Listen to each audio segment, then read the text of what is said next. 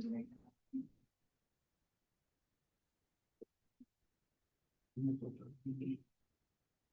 morning, ladies and gentlemen. I'd like to welcome you to County Court at Law Number 2.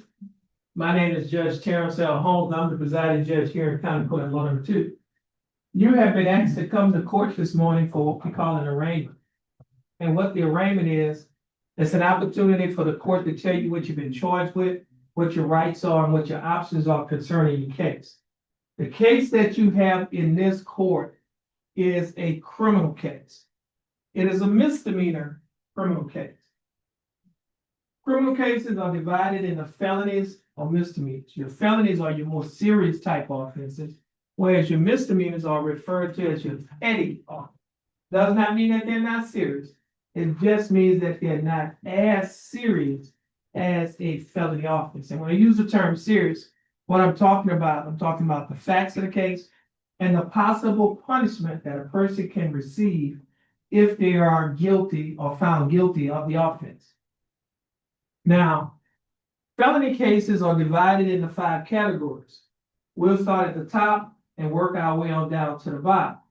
We have the capital murder, first-degree felony, second-degree felony, third-degree felony, and state jail felony. If a person is convicted of a state jail felony, the range of punishment is minimum 6 months to a maximum of 2 years in the state jail. A fine that does not exceed $10,000.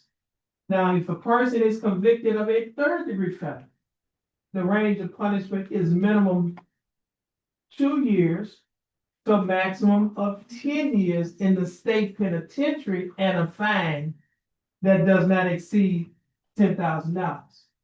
If a person is convicted of a second-degree felony, the range of punishment is minimum 2 years to a maximum of 20 years and a fine that does not exceed $10,000.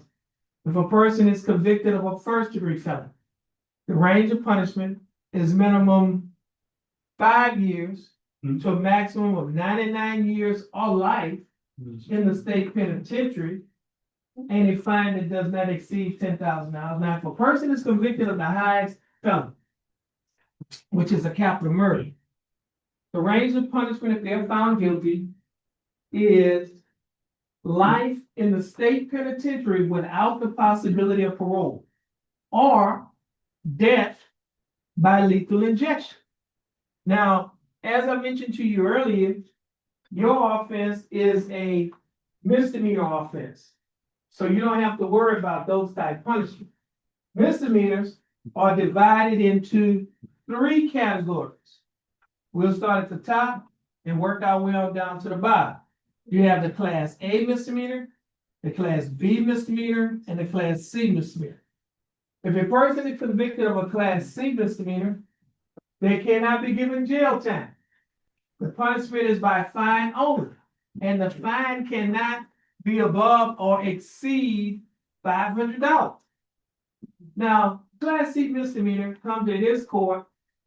It start off in the JP court or the city court, and they come to this court when a person is found guilty in that court, and then they appeal their case. Once they appeal the case, they get a whole new trial in this court. The punishment range does not change; it's the same. Now, for an example of a Class C misdemeanor is not wearing your seatbelt, speeding, or most traffic offenses, or Class C misdemeanors. Now, as I mentioned to you earlier, you cannot be given jail time, you get a fine only. Now, if you don't pay the fine, then, and the court can convert your fine to community service, and if you don't perform the community service, then the court can issue what is called a capious pro fine. And what a capious pro fine is, it's a warrant for your arrest to either pay the fine or sit the fine out in jail. And if you sit the fine out in jail, you will receive $100 credit for every day that you spend in jail on the case. All right. Now, the next highest misdemeanor is a Class B misdemeanor. With the Class B misdemeanor, the range of punishment is minimum 0 days to a maximum of 180 days, which is 6 months in the county jail, not the state penitentiary, in the county jail, or a fine that does not exceed $2,000, or you could be given both such fine and confinement. Now, the highest misdemeanor is a Class A misdemeanor, and the range of punishment for a Class A misdemeanor is minimum 0 days to maximum 365 days, which is a year in the county jail, or a fine that does not exceed $4,000, or you could be given both such fine and jail time. Okay. Now, as a defendant in a criminal case, you have rights, and I'll talk to you about the first right. You have a right to have an attorney, okay? Everyone here for your case should have a clipboard. Make sure everybody have a clipboard, okay? I'm going to go over that paperwork with you on the clipboard. The first document that you should have behind that first half page is titled Judge's Explanation of Rights to Defendants Without Attorney. Okay? Everybody should be looking at this document. Everybody's going to sign and initial this document before we leave here. Okay, and it states that as a defendant in a criminal case, you have 3 options regarding your right to have an attorney. Number 1, you may hire an attorney. Number 2, you may request that an attorney be appointed to represent you. And number 3, you may represent yourself. Now, the first paragraph under number 3 states that if you want an attorney to represent you and you have enough money to hire an attorney, your case will be reset. Reset means that you will be given another court date to give you time to hire your attorney. The next paragraph states that if you want an attorney, but you do not have enough money to hire an attorney, you may request that an attorney be appointed to represent you. But you have to first fill out a financial questionnaire. Now, the financial questionnaire is another document on that clipboard. It is a 3-page document on the clipboard that is titled Jefferson County Affidavit of Indigence. And the document should look like this. Now, if you are applying for a court-appointed attorney, you would have to read and sign the first page of this document. And you go to the second page. At the top, it says Defendant's Oath. You would sign where it says Defendant's Oath, read and sign. And then you will read and sign where it says Unsworn Declaration by Defendant. And then you'll stop. If you are not applying for a court-appointed attorney, you don't have to worry about this form. Okay?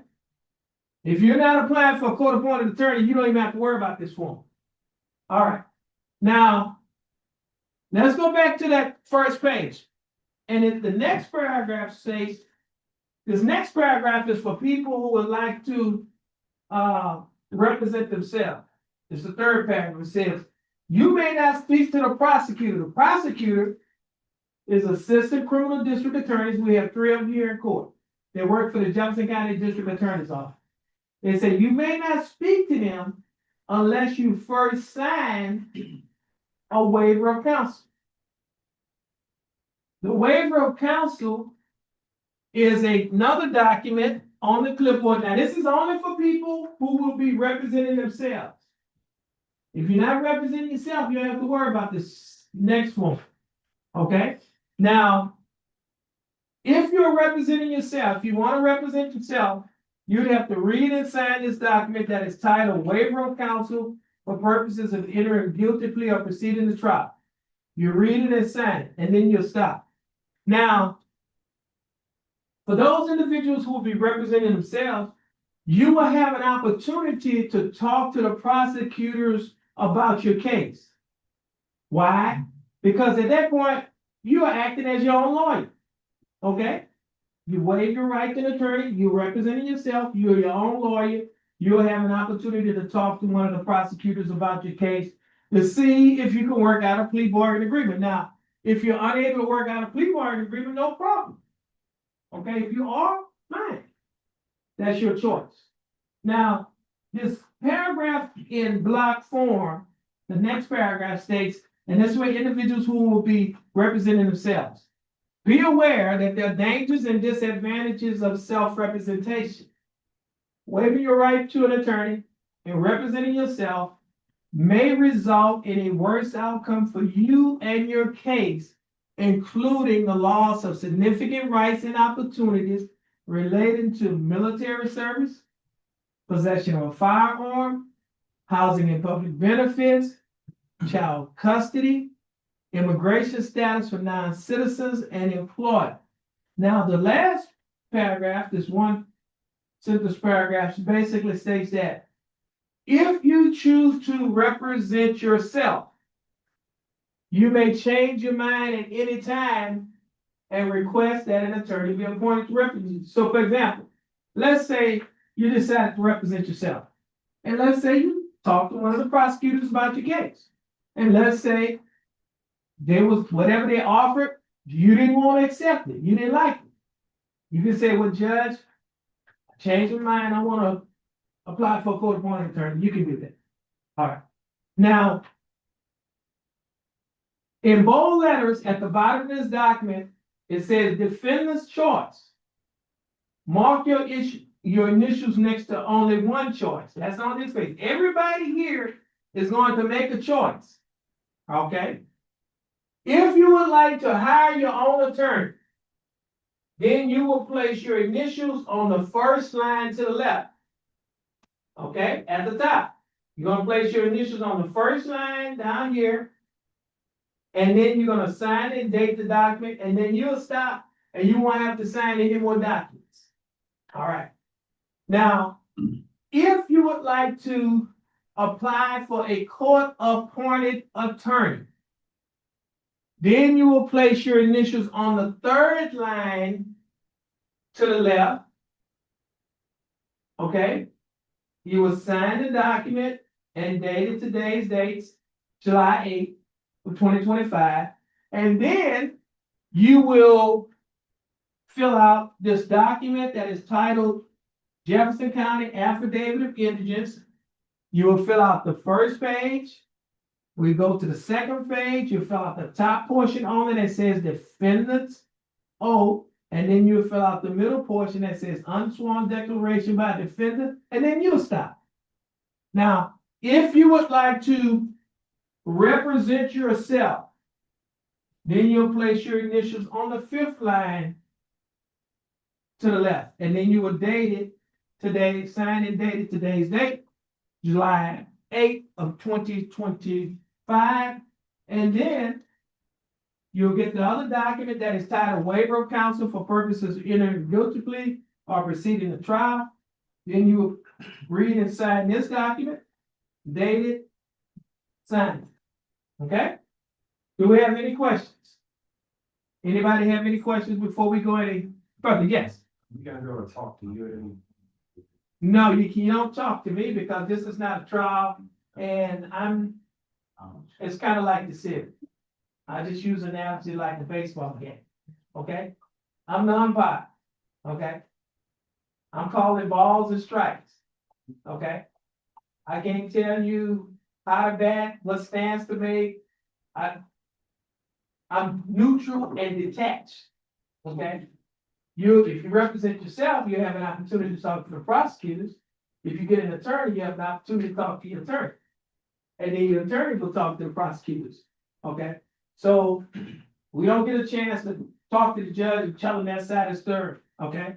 But I'll be able to provide my prescription. Well, whatever you would have to do, Not to hire an attorney. either you can represent yourself, you can talk to them about it, and or you have an attorney, your attorney can talk to them about it, not talk to the judge.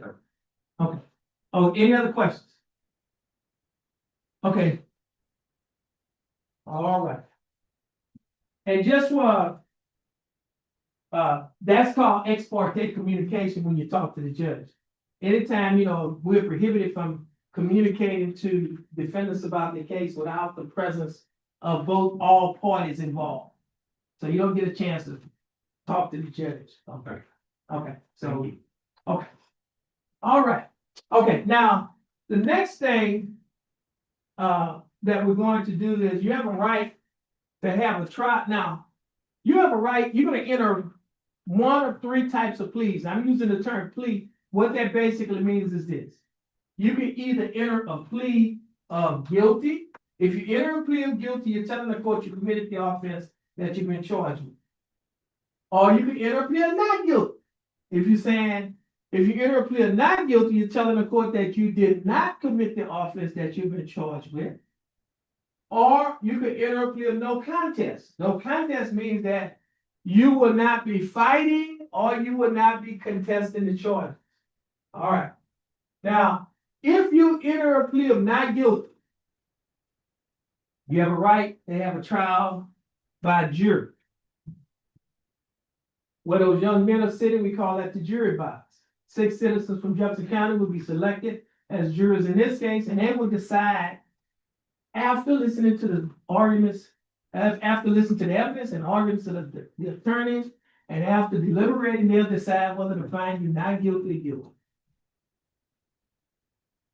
You also have a right to waive your right to a jury trial. Waiving your right to a jury trial means that you're giving up your right to a jury trial. You don't want to have a jury trial, all right? And if you do so, if you still want to have a trial, then you'll have what we call a bench trial. The judge sits behind the bench, right? So you'll have a trial by judge only, where the judge will be the judge and the jury in the case.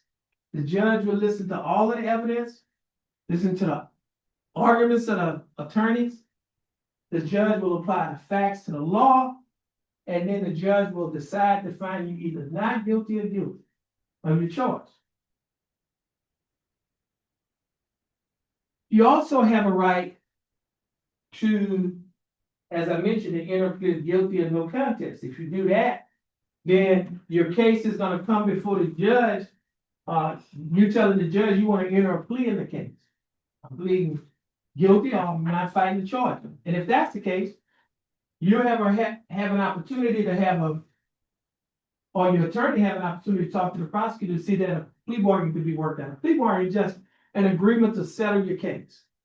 If you're able to work out a plea bargain agreement, we call that an agreed plea bargain agreement. Okay, it's agreed by both parties. And so then if your case comes before the judge, and the judge can do one of two things. The judge can either accept that plea bargain agreement or reject it. All right. Now, if the judge rejects the agreement that you worked out with the state, you have a right to take back your plea. In essence, you can tell the judge, well, since you're not going along with the plea bargain agreement, I'm not going to enter a plea of guilty, no contest. I take it back. You have a right to do that. All right. Now, if the judge does go along with the plea bargain agreement and you decide within 30 days after it has happened that you think you've been wrongfully convicted or the court committed an error by convicting you and you would like to have an appeal, you have to get the judge's permission to appeal your case. And if the judge gives you permission to appeal your case is going to leave this court, go to another court. It will go upstairs to the 9th Court of Appeals. There are 4 judges up there. They'll review the case, and they can do one of two things. They could grant or deny your appeal. If they grant your appeal, they can simply find you not guilty. Okay, so, or they can send the court case back down to this court and order this court to give you a whole new trial. Okay? Now, the other thing is if they deny your appeal, you can appeal it to a higher court than the 9th Court of Appeals. You could appeal your case to the Texas Court of Criminal Appeals. It is the highest criminal court in the state of Texas. It's located in Austin, Texas. You would have to file what is called a pro se petition for discretionary review. I will explain that to you. Pro se means that you are representing yourself, pro se, you by yourself, okay, for yourself. And you are petitioning or asking the Court of Criminal Appeals to review your case to see, one, whether or not your appeal should have been granted, or two, if you was wrongly convicted or convicted in error by this court. They can do one or two things. They can either grant or deny your petition. If they grant your petition, they can simply find you not guilty, case is over. Or they can send the case back to the Ninth Court of Appeals with orders, or they can send it back down to this court with orders to give you a whole new trial. Okay. Now, the other type of plea that you can enter is called an unagreed plea. Let's say you and the state or you and your attorney talk to the state, they offer you a plea bargain. You didn't like it. All right, you didn't like what he was offering. Okay. You wanted probation, they was offering jail time. Say, well, I don't like that. I want the judge to decide what my punishment is. We call that an unagreed plea bargain. Okay. And with the unagreed plea bargain, the case comes before the judge, not the case, but the plea comes before the judge, and the judge has to assess punishment within the punishment range. Whether it's a class B or class A. Okay? So that's called an unagreed plea bargain. Now, as a defendant in a criminal case, you also not only just have a right to have a trial by jury, a right to enter a plea or have an agreed or unagreed plea bargain, you also have a right to have witnesses to come to court, to testify in your case. They sit in that chair with the microphone. We call it the witness stand. And what witnesses do, they can testify for you or against you. You represent yourself, you could ask some questions. If you have an attorney, your attorney could ask some questions. We call that either direct examination or cross-examination. Now, if you waive your right to call witnesses, you have a right to waive your right to call witnesses, meaning that you have a right not to call witnesses if you don't want to in your case. We call that waiving your right or giving up your right to call witnesses. If you waive or give up your right to call witnesses, that means you will not be calling witnesses. It does not mean that the state will not be calling witnesses, because they will be calling witnesses. Now, you also have what is called a Fifth Amendment right against self-incrimination. What that means is that you have a right to remain silent, zip, not say anything, okay, in your case. That means that the state, the district attorney, the government cannot force you to take the witness stand and testify against yourself. And if you think about it, it makes sense, because the state of Texas has the burden to prove that you are guilty. You don't have to prove that yourself, that you're guilty, okay? They have to do that, all right, beyond a reasonable doubt. Now, you can waive or give up your right to remain silent, and you will take the witness stand. And an example I always use is that a lot of times we watch television and we see people on the Law and Order shows, and the lawyer, you go up and talk to them, say you want to ask them questions, they say, I take the fifth. What they're saying is, I'm not saying that, I'm exercising my Fifth Amendment right in the United States Constitution to remain silent. And so I'm remaining silent. That's all that means, okay? Now, you also have a right to have what is called discovery. Discovery. Now you're trying to discover something. What that means, you have a right to see what's in the state's file, to see the evidence, or discover what they have in their file and what they'll be using against you in your case. That's called discovery. You have a right to see your statements, witness statements, police reports, lab reports. You have a right to see video recordings, photos, listen to audio recordings, see documents or instruments, whatever evidence they have, you have a right to have access to it. That's called discovery. Now, you can waive or give up your right, which means that you will not be having discovery in the case. Now, everybody that's here,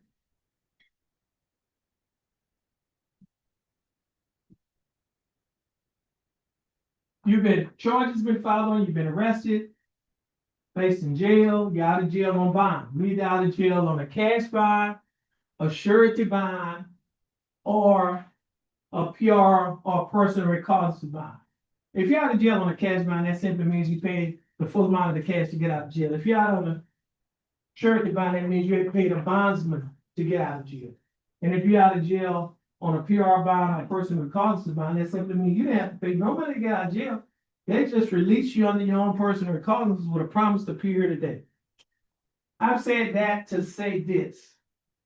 Every day that you spent in jail can be used as credit towards your punishment.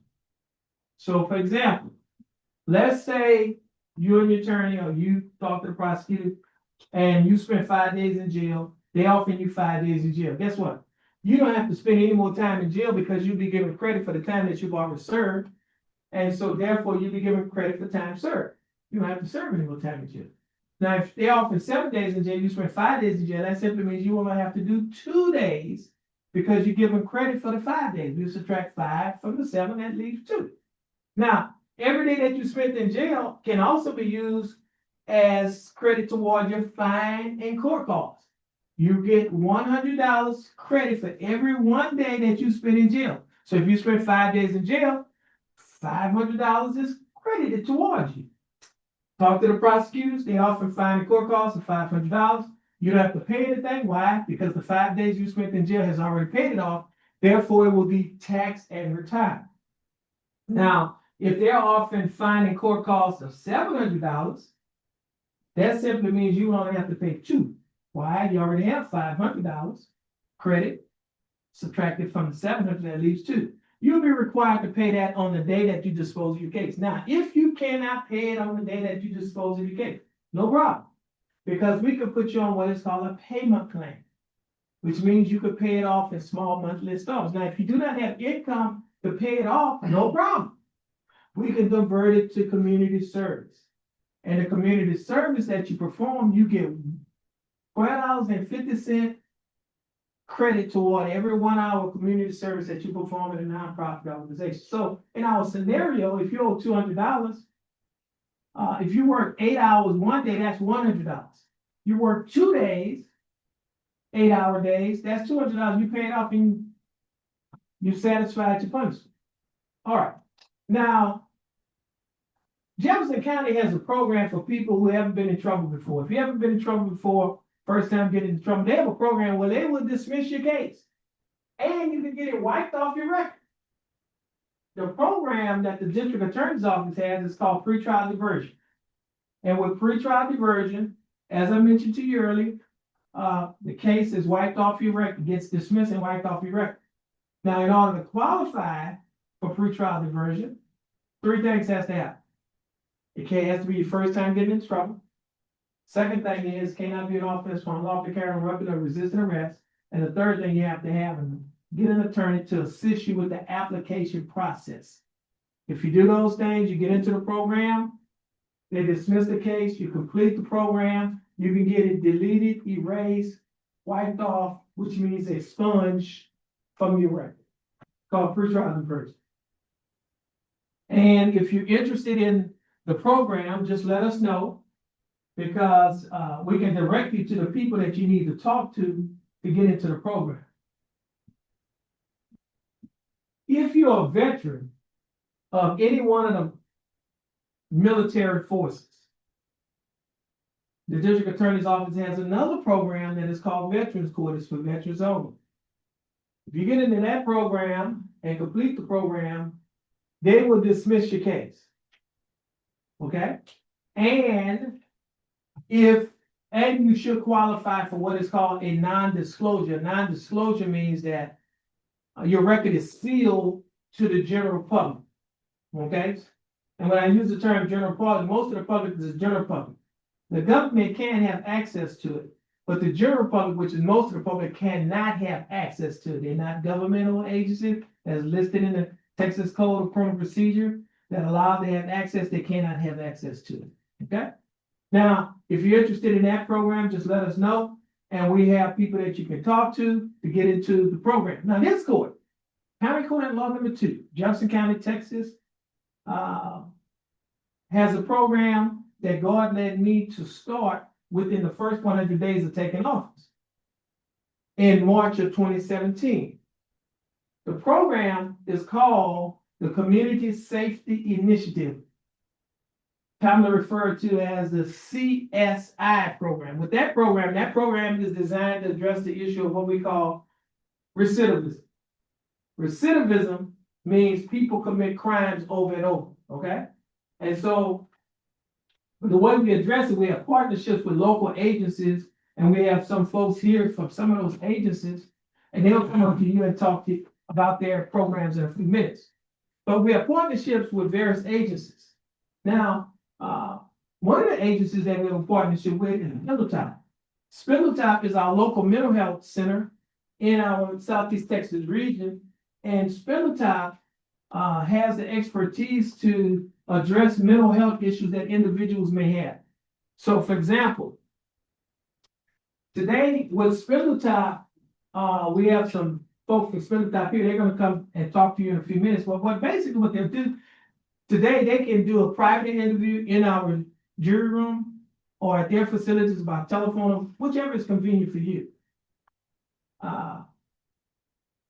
They can also do an assessment to determine what the mental health issue may be, and they can develop a treatment plan for either outpatient and inpatient treatment. Now, you do not have to be incompetent or insane to participate in the program. You can merely suffer from anxiety, depression, or any other host of mental illnesses, and they have the expertise to address your mental health needs. If you have issues with alcohol or drugs, well, they have a program that is called ATAR. It's ATAR. It's an acronym that stands for Addiction, Treatment, and Recovery. And we have a partnership with the local Drug and Alcohol Council that has a program that is called OSAR, OSAR, that stands for Outreach, Screening, Assessment, and Referral. Both of those programs are drug and alcohol recovery programs. And they can do an assessment, they can develop a treatment plan, and they can also do an interview to determine what your drug and alcohol issues may be.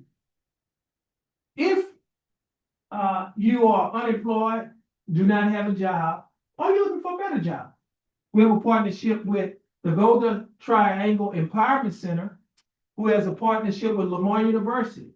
And Lamar University has a program that is called CICE. CICE is an acronym that stands for Center for Innovation, Commercialization, and Entrepreneurship. It's a job training and job placement program in the hotel industry, the shipping industry, the chemical industry. Once you are trained in any one of those areas, they will help you, assist you to get a job in the area that you're trained in. Now, if you do not have a high school diploma, or if you do not have a GED, then they have a GED program where you can receive your graduate equivalency diploma. All of those programs that I just mentioned will not cost you anything. They're free. Only thing that will cost you is time. And I like to say in this court, we do not just give time. We take our time. That simply means we do not just arrest the problem, we address the problem. And we believe that if we address the problem, we can produce productive people.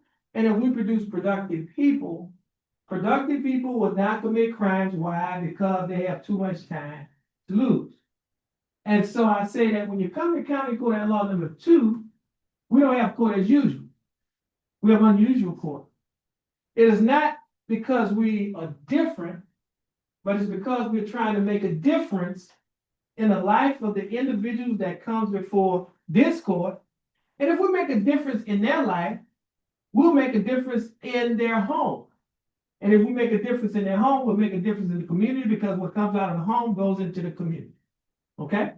And so if you're interested in this program, just let us know, and we'll be happy to allow you to talk to the individuals that you need to talk to. Now, I mentioned to you earlier that we have some folks here who are going to come and talk to you. We have, some folks from Spindletop. We have, our mental health deputy, Barry, and we have Caitlin with Spindletop. So at this time, they'll come and talk to you a little bit more about their program. Thank you. You're welcome. Good morning, ladies and gentlemen. My name is Patricia Berry. I am a deputy with Jefferson County Sheriff's Office. I'm also a mental health liaison for the county. This is my partner, Caitlin. Caitlin is a qualified mental health professional with Spindletop Center. Like the judge said earlier, the reason that we're here today is because the judge cares about each and every person that enters this courtroom. And statistics have determined that most people that enter the criminal justice system oftentimes have mental health needs that are not being met, or substance use issues, or just simply a lack of resources. And that's what we're here to provide you with today, the opportunity to receive those resources. So on the clipboards that you received whenever you came into the courtroom, on the top piece of paper there, like she's holding up, that is the paper that we put on there. Now, that is not mandated by the court. You're not required to fill that out if you don't, if you choose not to. You can just leave it blank, okay? What that is that's a way for us to be able to contact you if you do need assistance or you do need help receiving or obtaining these resources. Ms. Caitlin's gonna give you information on how to fill that out real quick. And whenever you turn in the clipboard, we'll receive that paperwork, okay? At the top of the paper is basic information that we need to fill out: name, phone number, address, and email. We need that to be able to contact you and to put you in our system. Underneath that is how would you like to be contacted, and the options are call, text, and email. Whichever box you check is how I will contact you. I will not contact you unless you check one of those boxes. Underneath that is the resources that we're able to assist you with. And most of them is forms or links to websites that you have to do yourself to get that resource.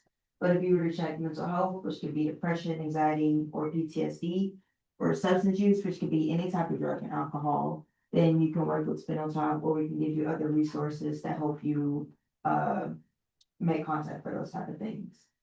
If you would like help being put in those resources today, you can write on your paper, please talk to me today, and when the judge calls you up and he's done with you, I'll come and get you and we'll talk somewhere privately. But if it doesn't matter when I contact you, you can check one of the boxes and I'll get to you within them. Okay.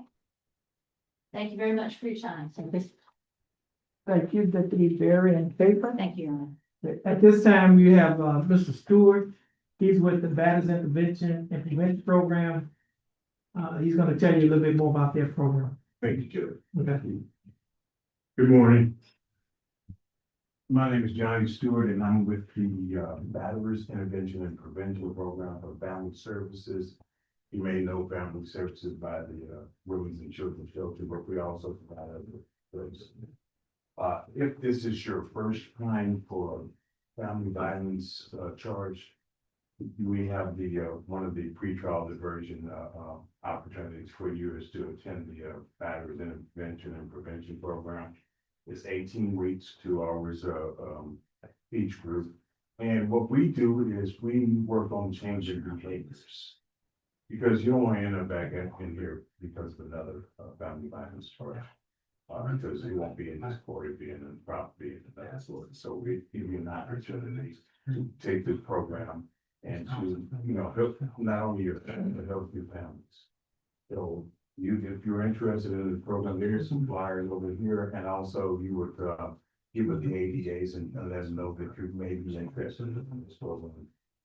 Very successful. We had 2 graduates yesterday, so take advantage of this if you're here for family violence. Also, if you know someone who's been victims of family violence, we also have a residential, a non-residential program that we also provide free services for victims. So you can also look at that information. Thank you for your time. Okay, thank you, Mr. Thank you very Stewart. much, At this sir. time, we'll have Mr. Cook with Texas Care to tell you more about their program. Good morning, and I'm glad to be a part of this. It's awesome when you services that they're offered. My name's David, I'm with Texas Care, we work mostly on the mental health side of it. Our LPDs, needs and qualified mental health professionals will come to wherever you are or your children. We do a lot of work with children, I'd say probably 80% of our stuff is for kids, but we also work with adults. Crisis intervention, skills, training and development, assessments and targeted case management. But we're fairly new and we've got 3 offices in the area, Vider, Beaumont, 2 in Beaumont and Liberty. So if you need anything, I'll be here probably till the end of the court. And there's also one of my flyers is in your clipboard. And if you don't need it yourself, just pass it on. We're getting pretty big and it's helping a lot of people. So good luck. Okay, thank you, Mr. Cook. Okay, now, ladies and gentlemen, we get ready to go into a recess. And what that means is, it'll give you time to finish filling out the paperwork. If you need help filling out the paperwork, the court personnel, including myself, will help you to finish filling out the paperwork. Once the paperwork is filled out, then we're gonna call you to come one at a time before the bench, and we're gonna put you into 1 of 3 categories. One category is you wanna hire an attorney. Another category is you want to apply for a court-appointed attorney. And the third category is you want to represent yourself. Now, if you are representing yourself, you have an opportunity to talk to the prosecutor, and your case will be taken care of today. If you are applying for a court-appointed attorney, if you qualify, you will be appointed a court-appointed attorney today. Okay? And now, if you are wanting to hire, then what we'll do is your case will be reset to give you time to hire an attorney. Now, at the top of the document, just go to the first document. Yeah, judge's explanation on any one of them that you're gonna sign. There's a line that says the state of Texas versus, and it's just a line. Please print your name on that line. Of any form that you are signing, just print your name on that line, because sometimes when people do their signatures at the bottom, you can't hardly match the signature. If that name is not top, you can't read the signature. But if you print, we can read that. Okay? Now, this is gonna take us a little time to give you to finish filling out the paperwork and pick the paperwork up. If you need to use the restroom, there are 2 restrooms right outside in the hall.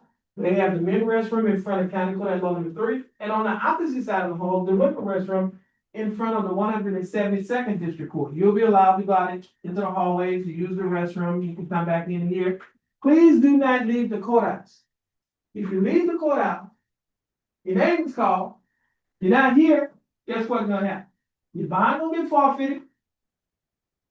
A warrant will be issued for your arrest. You're gonna be arrested, placed in the Jefferson County Jail, and you're gonna have to come back here and do this all over again. Okay?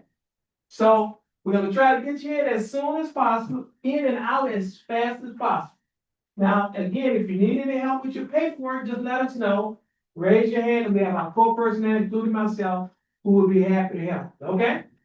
So at this time, remember this, we're still in court, so please conduct yourself accordingly. You don't need to be all loud or anything like that while we're in this recess. So at this time, the court will be in the recess.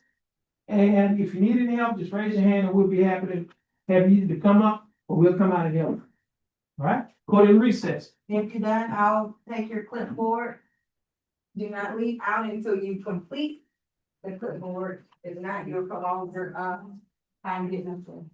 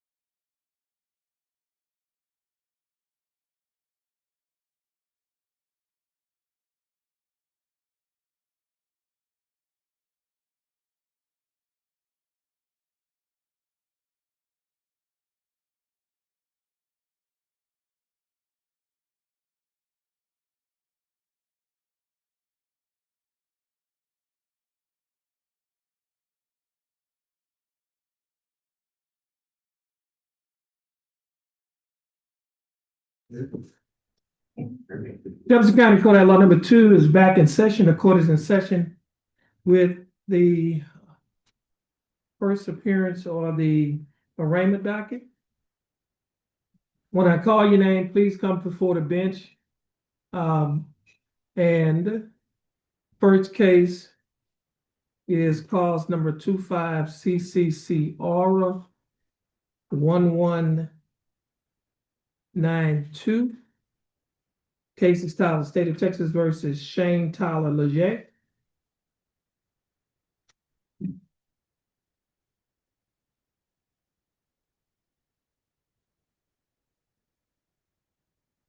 Mr. Leger, would you please raise your right hand? Swear affirm to tell the truth, the whole truth, and nothing but the truth, so help you God. Yes. You may put your hand down. How are you doing? Good, how you doing? I'm doing fine, thanks for asking. Mrs. J, I have before me a document that is titled Judge's Explanation of Rights to Defendants Without Attorney. Do you recognize this document? Yes. Is this your signature on the line that's titled Defendant? Yes. And are these your initials on the line that state that you hired Ralph Kimball? Yes. Now, before you signed and initialed this document, did you read the document? Yes. Did you understand what you read? Yes. And is everything in this document true and correct to the best of your knowledge? Yes.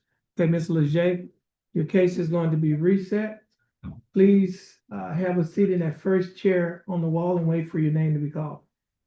Once your name is called, you get your reset, you're free to go and you have a blessed day.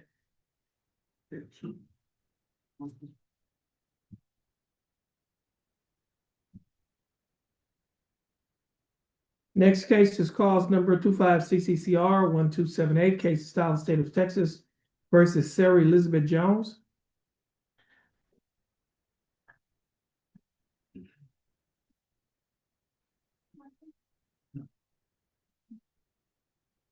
Please stand in the front of the bench now. Ms. Jones, your full name is Sarah Elizabeth Jones. Speak up. Yes. And could you please raise your right hand? The other hand, please. You swear affirm to tell the truth, the whole truth, and nothing but the truth, so help you God?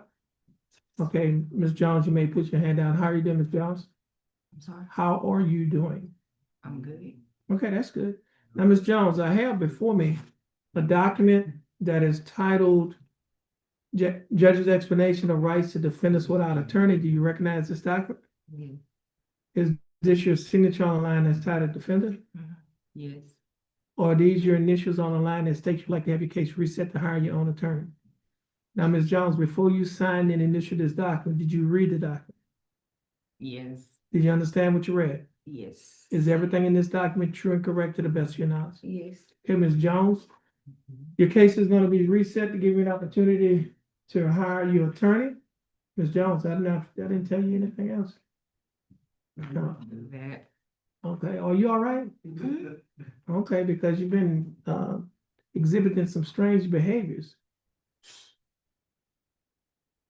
You sure you're all right? Okay, now, Ms. Jones, your case is gonna be reset.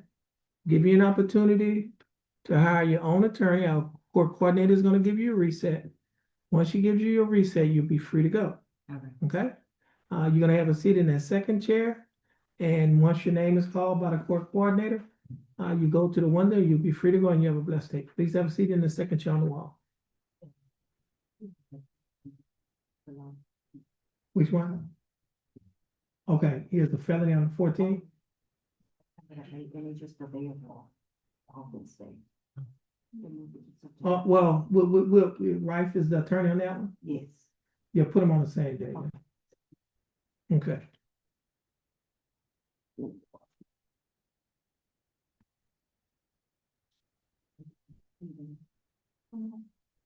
Jelvin L. Salone. Oh, wanna say them for last? Okay. All right. Just hold on a minute. Eric Graves.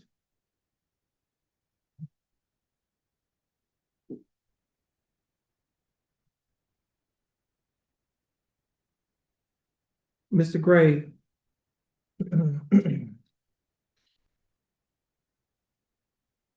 Your full name is Eric Graves? Yes, sir.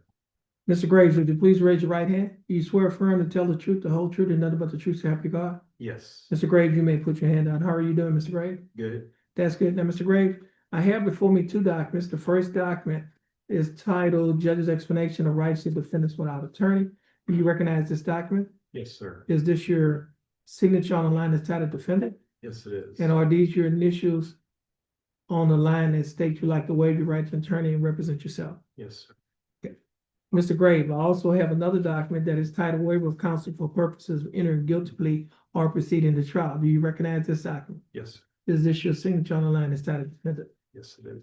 Now, Mr. Grave, before you sign and initial all of these documents that I just showed you, did you read the documents? Yes, sir. Did you understand what you read? Yes, sir. And is everything in these documents true and correct to the best of your knowledge? Yes, sir. And state, So in this case, the defendant has given the state some information that in regards to some evidence that the defendant plans to collect and present to the state that might affect the state's position on the case. So defendant's requesting more time to get that information. okay, how much time do you need to get that information? A week. 1 week? Yes, So sir. you want, I'm gonna give you 2 weeks. Okay. Okay, let's reset this case for 2 weeks. Now, okay. Are you gonna provide that information directly to the attorney, to the assistant criminal district attorney? Or are you gonna come into court with it? What is? How y'all plan on best for doing you it? guys? We're on the third floor of this building, so if you want to come by the office, we're generally in docket in the mornings, so in the The afternoon. next week, well, I'm saying if he does it next week, we'll be in docket. Oh, right, that's right. Okay. But yeah, call ahead and make sure that one of us will be available. Okay. Do you want to set the court date and meet? Yeah, I'm gonna set the court date. I'm gonna set it for 2 weeks. And then In case, if that satisfy what they want, and if they dispose of the case, then, like through a dismissal or something, then you won't have to come in the second week I see. You understand? Great. on your court date. Okay. Well, Okay, that's so your case, But yeah, my name is Andrew, you can ask for me. Okay. okay, so your case is gonna be reset. And by the court coordinator, once your case is reset, you're free to go and you have a blessed day. It's gonna be, his is gonna be a 2 week reset. Okay, just have a seat in the first chair on the wall.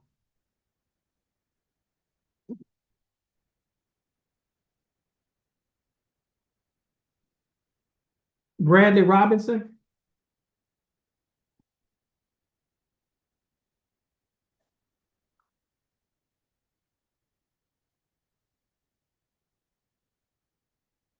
Mr. Robinson, your full name is Bradley Stewart Robinson Jr.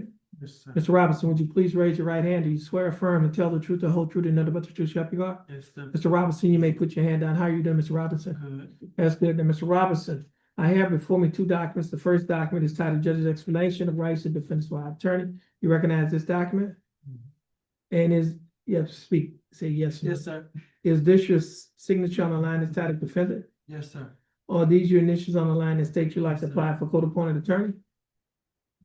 Yes, sir. Okay, and also I have a document that is titled Jefferson County Affidavit of Indigence. Do you recognize this document? Yes, sir. On page 2 of this same document. Excuse me, on page, 2 of the same document, there's a signature above the line that's titled Defendant. Is this your signature? Yes, sir.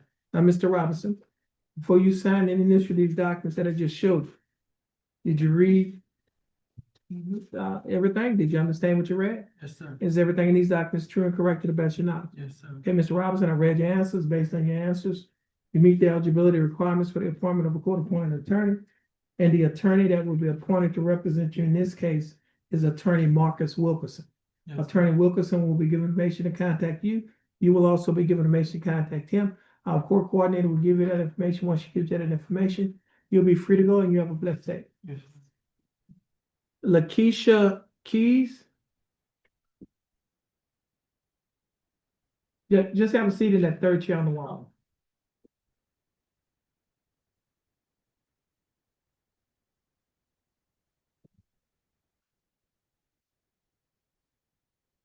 Miss Keys, your full name is Lakeisha D. Keys. Yes. Miss Keys, would you please raise your right hand? You swear affirm to tell the truth, the whole truth, and nothing but the truth, so help you God? Yes. Now, Miss Keys, you may put your hand down. How are you doing, Miss Keys? I'm doing fine, thanks for asking. Now, Miss Keys, I have before me two documents. The first, Miss Keys, you have gum in your mouth? Okay, there's a trash can right in front of you to the right. Please put that down. Trash can. Okay, now Ms. Keys, I have before me a document that is titled Judge's Explanation of Rights to Defendants Without Attorney. You recognize this document? Yes, sir. And is this your signature on the line that's titled Defendant? Yes, sir. Are these your initials on the line that states that you would like to waive your right to an attorney? Well, you would like to apply for a court-appointed attorney. Yes. I also have another document that is titled Jefferson County Affidavit of Indigence. Do you recognize this document? Yes, sir. On page 2 of this document, there's a signature above the line that's titled Defendant. Is this your signature? Yes. Now, Ms. Keys, before you sign and initial these documents, did you read the documents? Did you understand what you read? Yes. Is everything in these documents true and correct Yes, sir. to the best of your knowledge?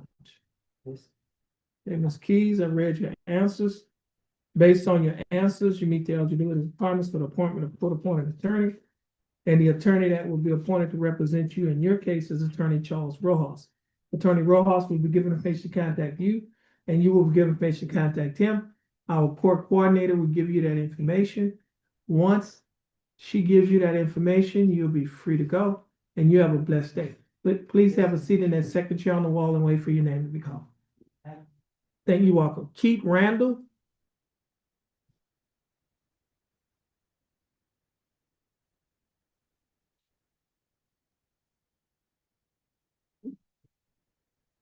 Mr. Randall, your full name is Keith Alfred Randall? Correct. Mr. Randall, would you please raise your right hand? Mr. Randall, do you swear or affirm to tell the truth, the whole truth, and nothing but the truth, so help you God? Yes, I do. Mr. Randall, you may put your hand down. How are you doing, Mr. Randall? Good. You? I'm doing fine, thanks for asking. Mr. Randall, I have before me two documents. The first document is titled Judge's Explanation of Rights to Defendants Without Attorney. You recognize this document? Yes, I do. Is this your signature on the line that's titled Defendant? Correct. Are these your initials on the line that state you like to apply for a court-appointed attorney? Yes, sir. I also have another document that is titled Jefferson County Affidavit of Indigence. Do you recognize this document? Yes, sir. On page 2 of the same document, there's a signature above the line that's titled Defendant. Is this your signature? Yes, sir. Mr. Randall, before you sign and initial these documents, did you read the documents? Yes, I did. Did you understand what you read? Yes, sir. Is everything in these documents true and correct to the best of your knowledge? Yes, sir. Hey, Mr. Randall, I've read your answers.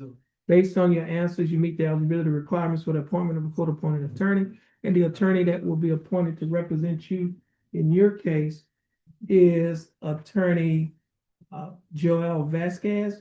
Attorney Vasquez will be given information to contact you, and you will also be given information to contact him. Our court coordinator will give you that information. Once she gives you that information, you'll be free to go, and you have a blessed day. Please have a seat in that fourth chair. Wait for your name to be called by the court coordinator.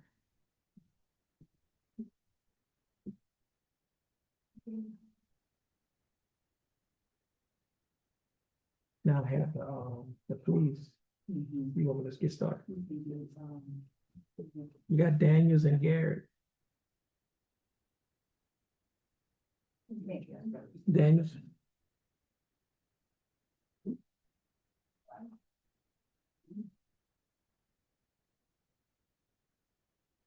Dwayne N. Daniels.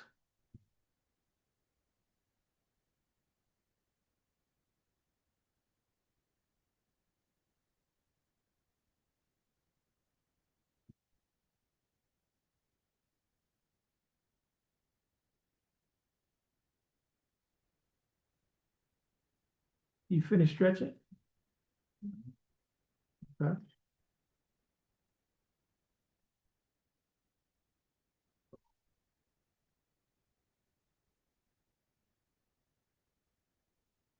Okay, now, Mr. Daniels. Your full name is Dwayne N. Daniels? My Nicholas Daniels. Okay.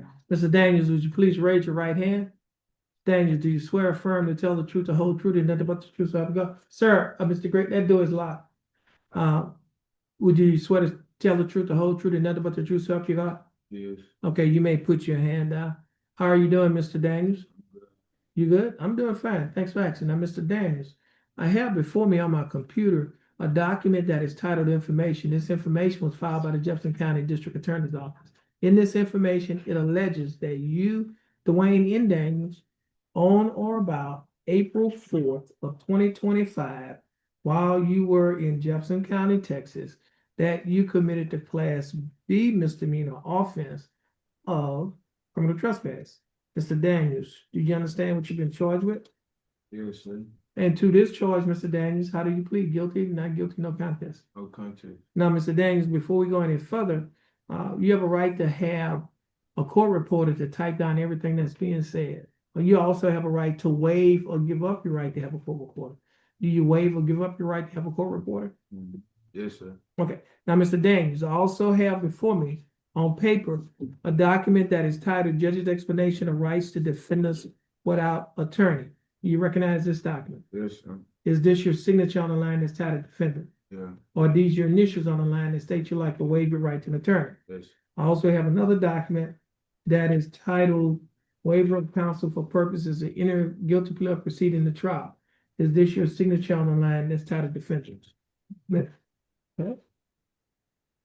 Now, Mr. Daniels, I also have two documents on my tablet.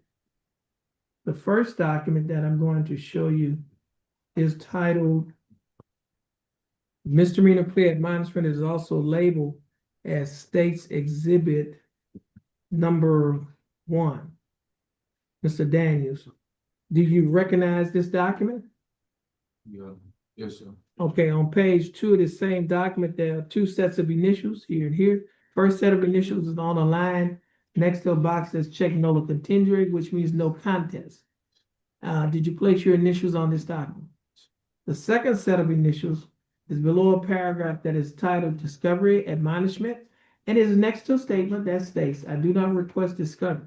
I waive my right to discovery in this case and choose to enter a plea of guilty or no contest. Did you place your initials on this document? Yes, sir.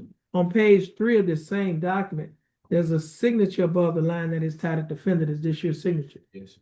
And on the next document, it's titled Trial Court Certification of Defendant's Right of Appeal. Do you recognize this document? Yes. Is this your signature on the line that's Yes. titled defendant? At the top of this document, there are two boxes checked.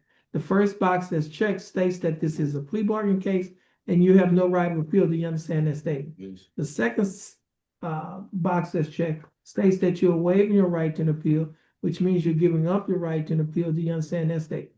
Okay. Now, Mr. Daniels.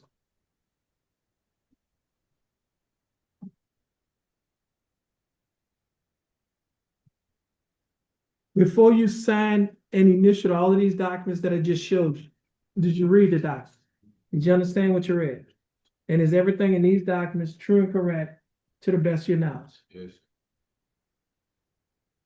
Mr. Daniels, are you a citizen of the United States? Yes, sir. State for states 1.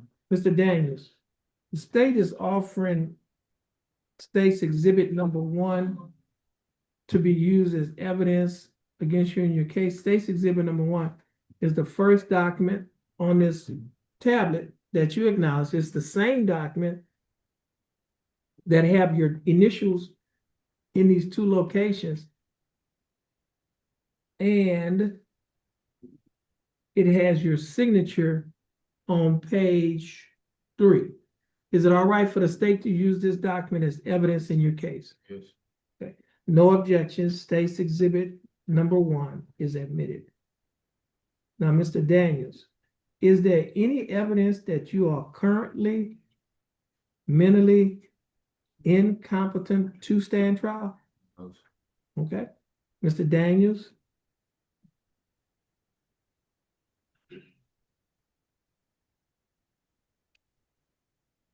Okay, Mr. Where's the other one?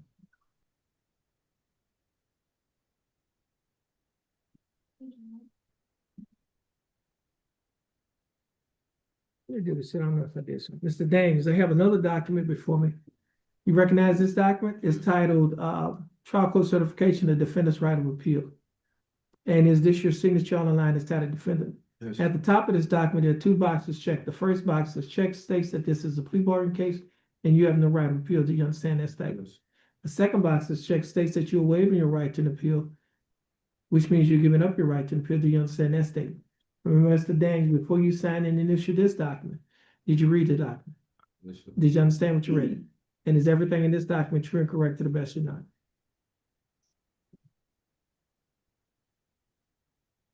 So, Mr. Daniels, I'm going to accept your plea of no contest.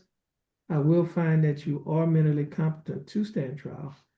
I will also find that your plea and waivers were freely and voluntarily given. And I will also find that there is sufficient evidence to find you guilty beyond a reasonable doubt. State, do we have a plea bargain agreement in this case? We do, Your Honor. And what's the agreement? The agreement in this case is the 6 months deferred probation with a $200 fine plus court costs. The defendant has 2 days jail credit, which will be credited towards that fine and court costs. And the defendant must complete 24 hours of community service.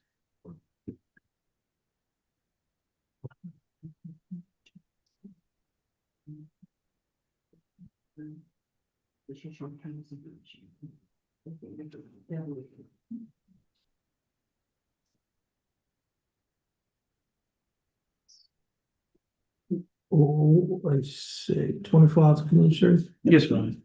What's the court cost in Mr. Daniels' case?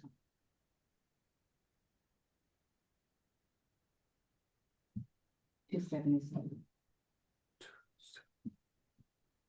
277.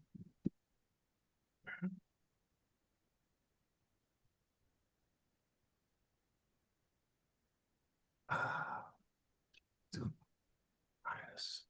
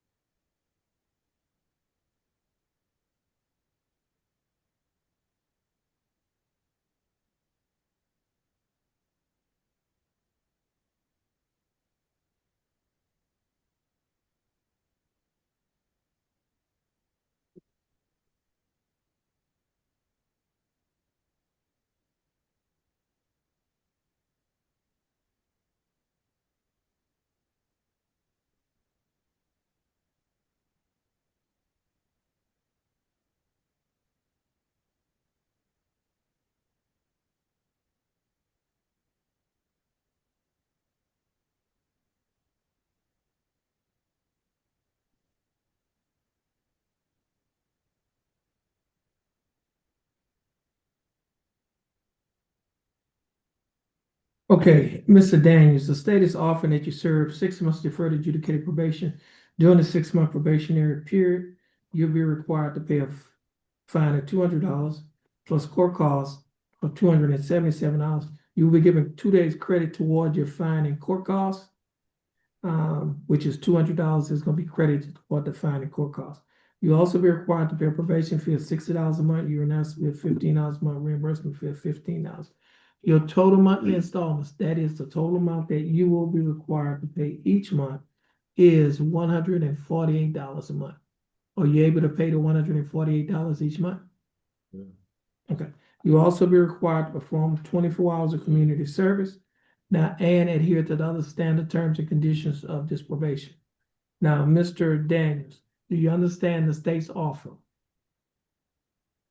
Yes, sir. And do you think that the state's offer in your case is fair and just? Looking for, but I guess, Okay. Do you accept the state's offer? yes, sir. Okay. Now, Mr. Daniels, I'll follow the plea bargain agreement that you have entered into with the state. Now, Mr. Daniels, if you successfully complete this probationary period, this case will be dismissed. It would not result in a conviction on your record.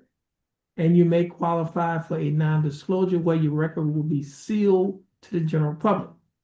You can talk to an attorney about a non-disclosure, okay? So, Mr. Daniels, is this paperwork ready? It's ready. Okay, Mr. Daniels, you have a stand at the end of the counter. Follow the directions of the bailiff. Once you finish following the directions of the bailiff, you'll be free to go. You have a question? And you have a blessed No, you day. can actually. And he had a cash bond, 2 days jail credit. So we need to- Yeah, if you got a cash bond, he get that back. Add one. You get that back.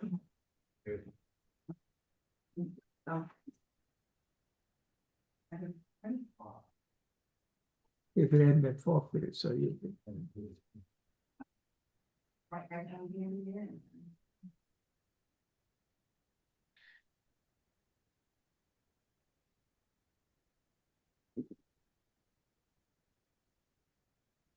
Yeah, right, another name.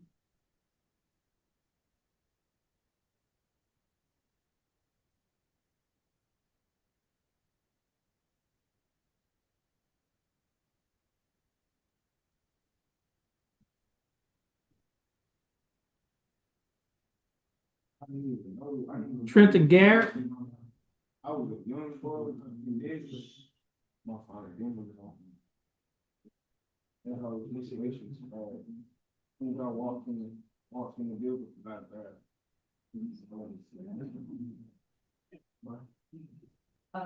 That is Brent Alvarez, there's one. Oh.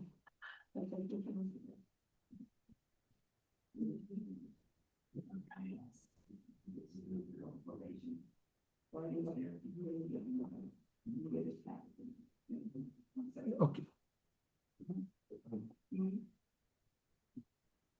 Okay, this is cause number 25 CCCR 0840. Case is style of state of Texas versus Trenton L. Garrett. Mr. Garrett, is that your full name? Yes, sir. Mr. Garrett, would you please raise your right hand? Mr. Garrett, do you swear affirm and tell the truth, the whole truth, and nothing but the truth, so help you God? Mr. Garrett, you may put your hand down. How are you doing, Mr. Garrett? I'm good. That's good. Now, Mr. Garrett, before we get started, you have a right to have a court reporter to type down or dictate everything that's being said in this courtroom. Mhm. You also have a right to waive, which means to give up your right to have a court reporter. Mhm. Do you waive or give up the right to have a court reporter?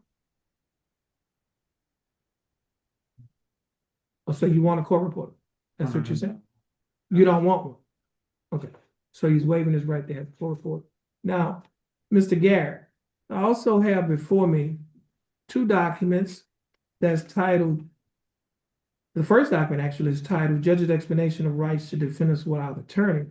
Do you recognize this document? Yes, sir. Is this your signature on the line that's titled Defendant? Yes, sir.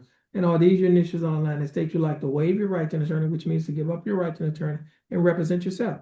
Yes, sir. I also have another document that is titled Judge's Explanation, Waiver of Counsel for purposes of entering guilty plea or proceeding to trial. Do you recognize this document? Yes, sir. And is this your signature on the line that's titled Defendant? Now, Mr. Garrett, I also have before me on my computer a document that is titled Information.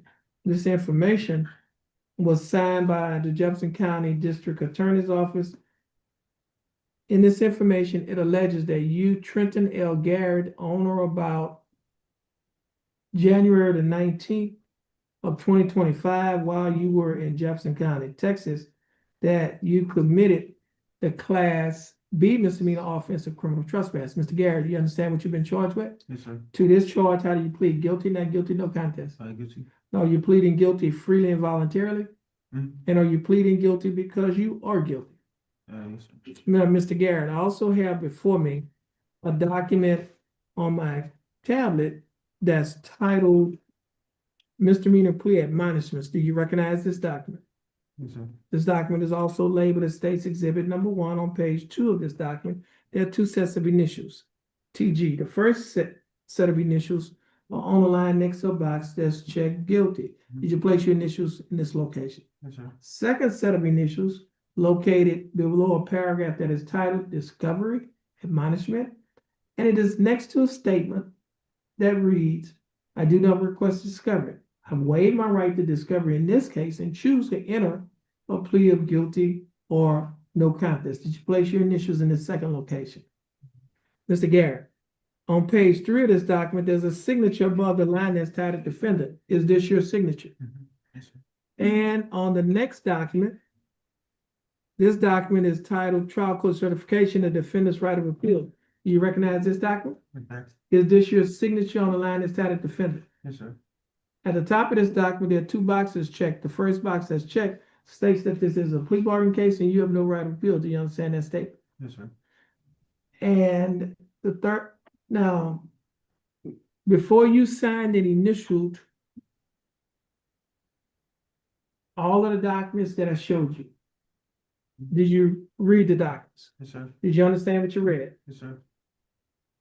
Is everything in these documents true and correct Yes, sir. to the best of your knowledge? Yes, sir. Mr. Garrett, are you a citizen of the United States? Yes, sir. State, for State's Exhibit 1, Your Honor. Mr. Garrett, the state is offering state's exhibit number 1 to be used as evidence in the case against you. State's exhibit number 1 is the first document that you acknowledge on this tablet. It is the same document that have your initials in these 2 locations. It also has your signature on page 3. Is it all right for the state to offer this as state's exhibit 1, to use this evidence as Yes, sir. evidence? Okay, Mr. Garrett, our state's exhibit number 1 is admitted. Now, Mr. Garrett, is there any evidence that you are currently mentally incompetent to stand trial? No. Okay, Mr. Garrett, I will accept your plea of guilty. I will find that you are mentally competent to stand trial. I will also find that your plea and waivers were freely and voluntarily given. And I will also find that there is sufficient evidence to find you guilty beyond a reasonable doubt. State, do we have a plea bargain agreement in this case? Yes, we do, Your Honor. And what is the agreement? Your Honor, we'd ask the court for 1 year of deferred adjudication, fine of $300, and repayment of court costs. Mr. Garrett does have 2 days of jail time credit to go towards that fine and court cost. We further ask for 40 hours of community service, and as a condition of probation, ask Mr. Garrett that he's required to stay off of the property of Lamar University. Okay.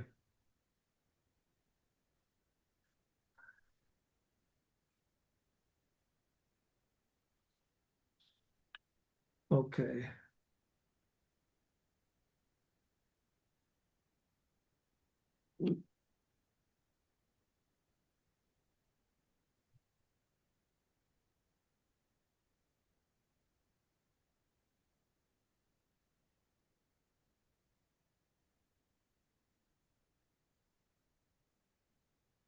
What's the court cost? 277. 277.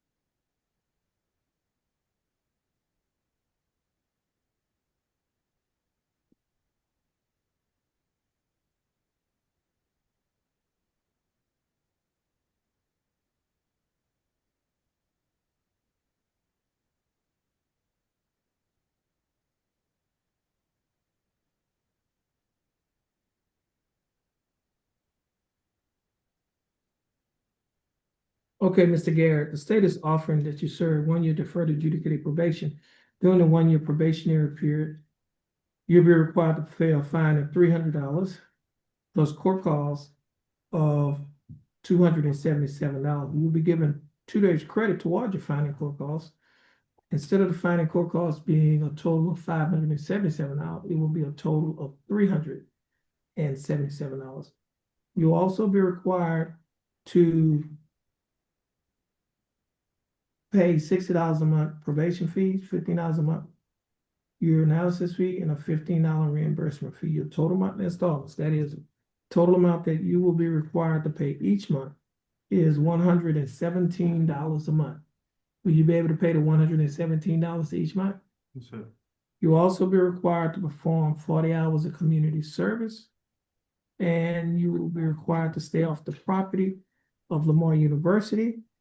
And you will also be required to adhere to the other standard terms and conditions of this probation. Mr.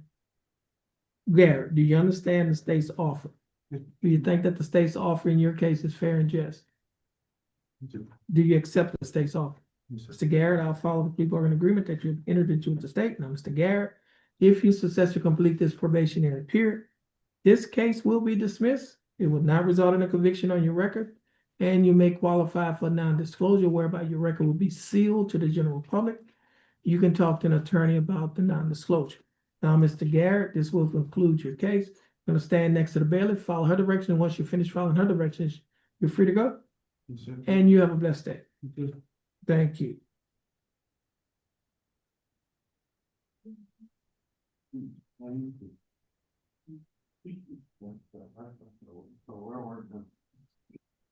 Reset.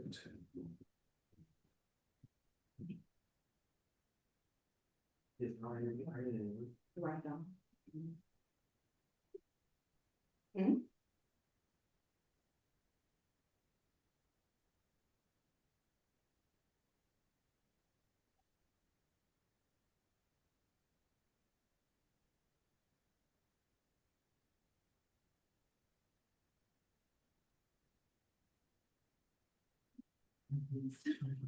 Okay, Ready for, Salone,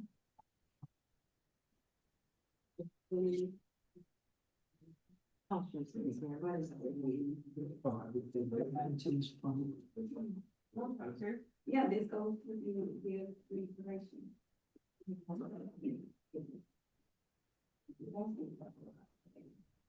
I can ask some more questions. Yes. this is cause number M333940. Case is styled the state of Texas versus Galvin L. Salone. Mr. Salone speaks English and he speaks some Spanish. Is that correct? Speaks Spanish? Okay. Now, we have Miss Jennifer Raji, who is our interpreter. Mr. Raji, would you please raise your right hand? Mr. Raji, do you swear to interpret Spanish to English and English to Spanish so help you God? Okay, you may put your hand down. Miss Raji, how are you doing? Good, Judge. Thank you for asking. How are you? You're welcome. I'm doing fine. Thanks for asking. Now, Miss Raji, would you please ask Mr. Salome if his full name is Galvin Salome? Tu nombre como puedes dar en su- Yes. Okay, ask Mr. Salome how he's doing. ¿Cómo estás? Bien. Good. Good. Now, Mr. Salome, ask him to raise his right hand. Levanta la mano derecha. Okay. Do you swear or affirm to tell the truth, the whole truth, and nothing but the truth so help you God? ¿Vas a decir la verdad de Dios? Yes. Okay, you can tell him to put his hand down. No puedes ver. Okay. Mr. Salome, I have before me a document that's titled Judge's Explanation of Defendant's Right of Appeal of Defendants Without Attorney.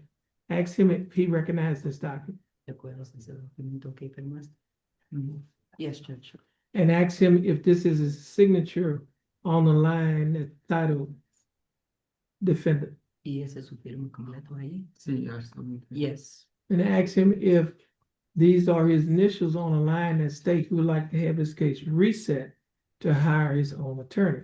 ¿Y usted puso sus iniciales de ahí diciendo que quieres tiempo para agarrar un abogado? Sí. Yes, Judge. Now, this document is in English, and Mr. Salome speaks Spanish. I know he's still some English. Ask him if he read this document. Está preguntando si leíste este documento antes de firmarlo. Como que lo leías ese documento antes de firmarlo. Sí. He said that he looked over it, but I explained it to him, Judge. Oh, you explained it to him Yes, sir. in Spanish Before he signed it. before he signed it? Yes, Okay. sir. And ask him if he understood everything that you explained to him. Y antes de firmar ese documento, sí entendiste todo lo que te expliqué en español. Oh, El documento. lo que estabas firmando. Lo que estaba firmando, Sí, lo que cuando estaba allá afuera. sí, Sí. yes. Okay. And ask me if everything in this document is true and correct to the best of his knowledge. Y todo ese documento que firmaste, es ¿verdad? Sí. Yes, Judge. Okay. Tell Mr. Salom that his case is gonna be reset. Give him an opportunity to hire his own attorney. Van a cambiar la cita, no, la cita para el corte, para dar una oportunidad para agarrar un abogado. Okay? His court date is gonna be what? August 15.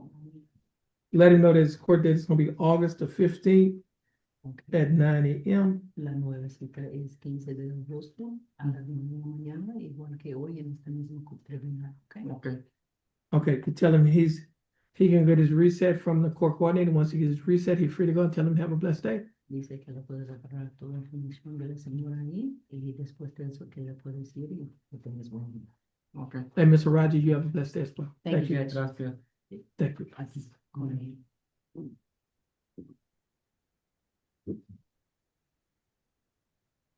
Is that Justin Woods? Yes, Judge. Okay, Mr. Woods, would you please come forward with your attorney?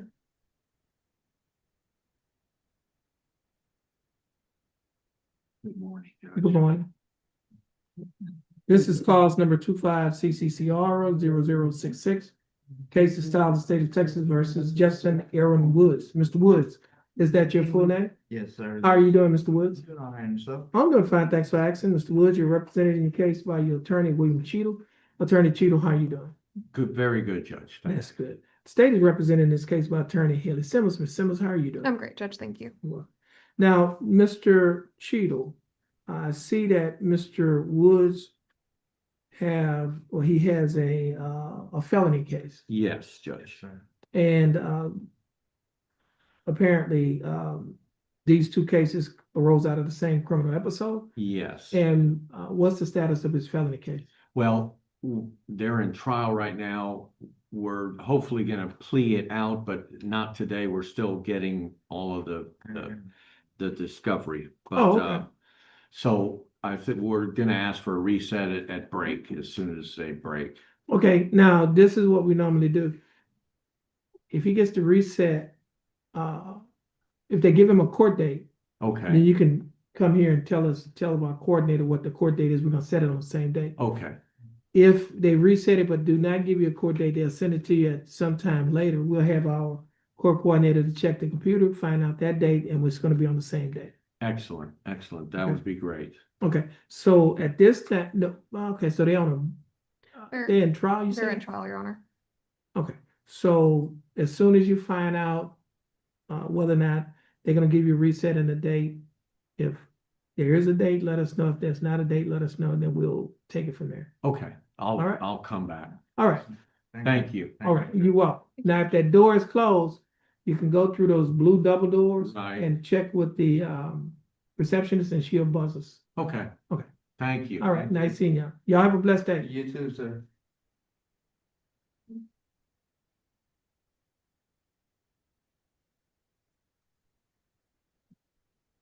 So what did you say about Baker? Um, They knew it.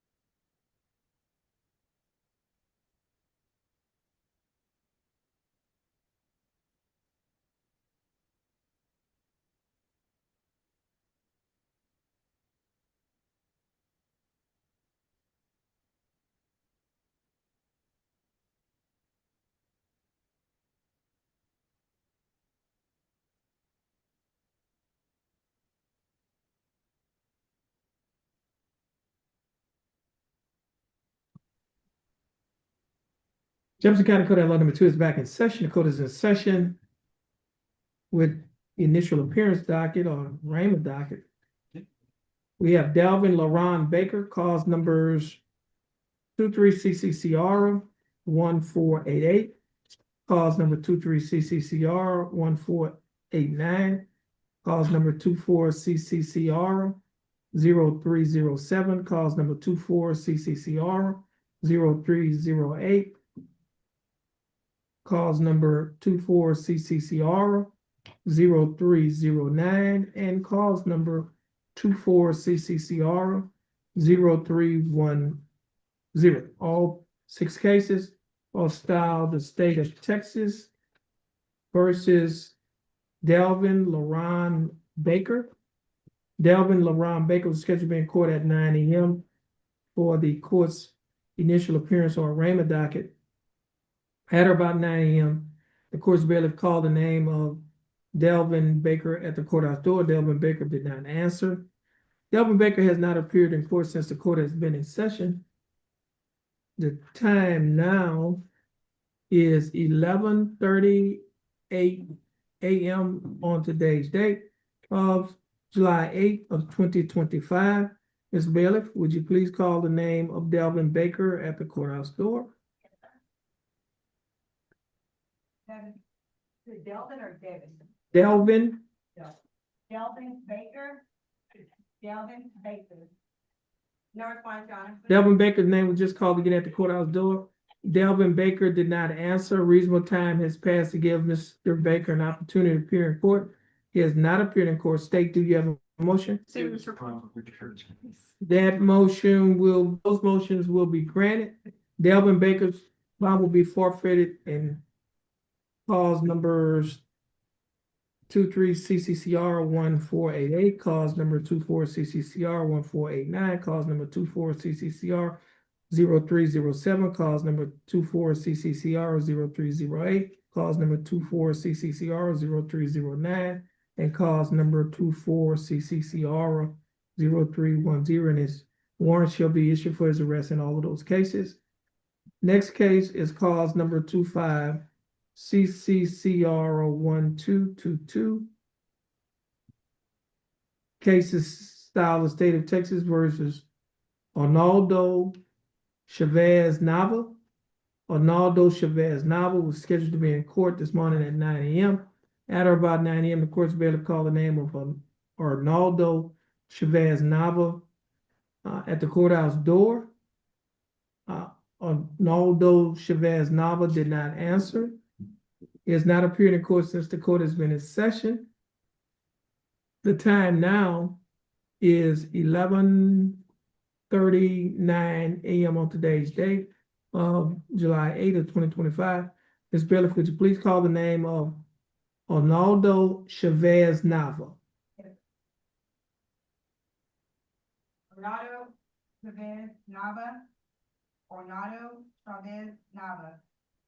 No response, Your Honor. Okay, Arnaldo Chavez Nava's name was just called again at the courthouse door. He did not answer. He has not appeared in court since the court has been in session. A reasonable time has passed to give him an opportunity to appear in court. He has not appeared in court. State, do you have a motion? Say this for bond forfeiture. That motion will be granted.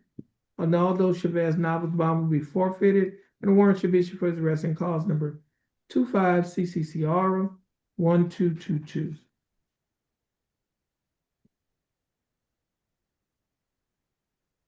Next case is cause number 25 CCCR 1220. Case is styled the state of Texas versus Abigail Cortez Torres.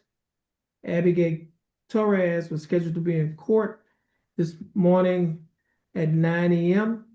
At or about 9 a.m., the court's bailiff called the name of Abigail Torres at the courthouse door. Abigail Torres did not answer. Abigail Torres has not appeared in court since the court has been in session.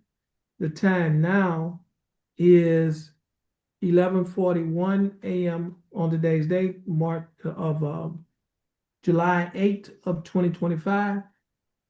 Ms. Bailiff, would you please call the name of Abigail Torres at the courthouse door? Yes, sir.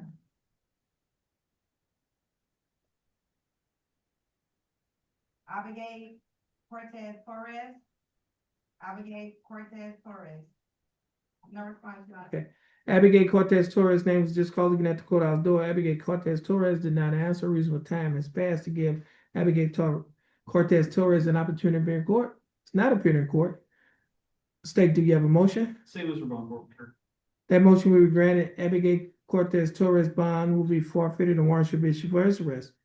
And cause number 25 CCCR 1220. And this will conclude the calling of the court's arraignment docket on today's date of July 8th of 2025 in County Court at Law Number 2 of Jefferson County, Texas. Judge Terrence L. Holmes presiding. Everyone, please have a blessed day. Prosecutors, you are excused. Thank you, Judge. You're welcome.